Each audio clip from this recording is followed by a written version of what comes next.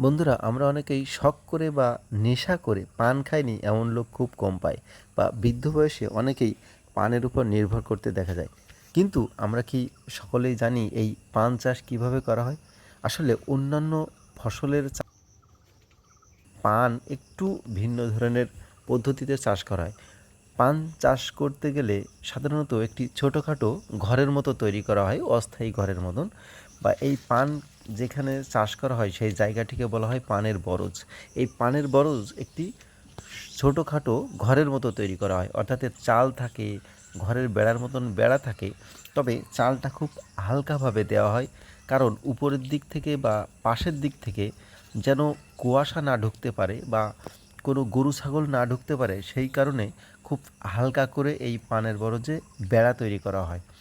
যদি কঠিনভাবে বেড়া তৈরি করে সেই ক্ষেত্রে পান বরজে চাষের ক্ষেত্রে একটু সমস্যা তৈরি হতে পারে।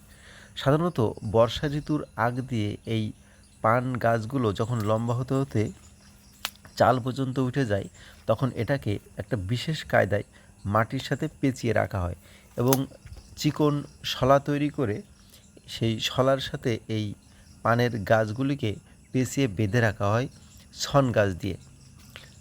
আর শীত ঋতুর আগে এই গাছের মাথা কেটে গাছ রোপণ করা হয়। সাধারণত 1 ফুট দৈর্ঘ্য এবং 4 ইঞ্চি থেকে 3 ইঞ্চি গর্ত করে এই গাছের মাথা গর্তের 2 সাইডে পুঁতে রাখা হয় এবং কয়েকদিনের মধ্যে এই গাছের গিরে থেকে শিকড় তৈরি হয়ে গাছগুলো বেঁচে যায়। পান চাষের ক্ষেত্রে সাধারণত দোআঁশ বা বেলে দোআঁশ মাটি এবং পলিযুক্ত চর অঞ্চলে পান চাষ খুব ভালো হয়ে থাকে।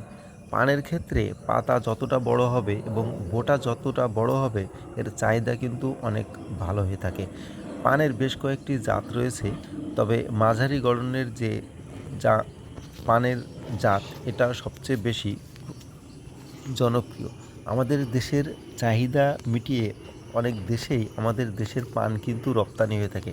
আমরা অনেকেই জানি না এই পান সাধারণত চর অঞ্চলগুলিতে সবচেয়ে বেশি চাষ হয়ে থাকে। তবে দেশের অন্যান্য অঞ্চলেও, অর্থাৎ যে অঞ্চলে চর নাই সে অঞ্চলেও কিন্তু প্রচুর পরিমাণে পান চাষ হয়ে থাকে। পান চাষের ক্ষেত্রে সাধারণত রাসায়নিক সার কম ব্যবহার হয়ে থাকে। পানের ক্ষেত্রে সাধারণত খৈল খুব মিহি করে গুঁড়ো করে তারপর পানের গোড়াতে দিতে হয় এবং তারপর পান গাছ সেটা গ্রহণ করে এবং যখন পানের গুঁড়ায় অনেকটাই ছাতুর মতো সাদা একটা ছত্রাক তৈরি হয় এবং সেটা কিন্তু পান গাছের খাদ্য হিসেবে ব্যবহৃত হয়। আপনারা দেখছেন যে পান যে ক্ষেতটা সেটা কত সুন্দর একটা ঘরের মতো তৈরি করা হয়েছে এবং উপরের অংশে খুব হালকা করে চাল দেওয়া হয়েছে। এর কারণটি হচ্ছে যাতে চারপাশ থেকে গরু ছাগল এবং উপর থেকে কুয়াশার আক্রমণ না হয়ে থাকে, সেই কারণেই এই ধরনের হালকা করে এই বেড়া দেওয়া হয়। এই বেড়া তৈরিও কিন্তু একটা অভিনব কায়দায় করা হয়। সাধারণত কলা গাছের শুকনো পাতা অথবা পাটকাঠি দিয়ে খুব হালকাভাবে এই বেড়াটা তৈরি করা হয়ে থাকে।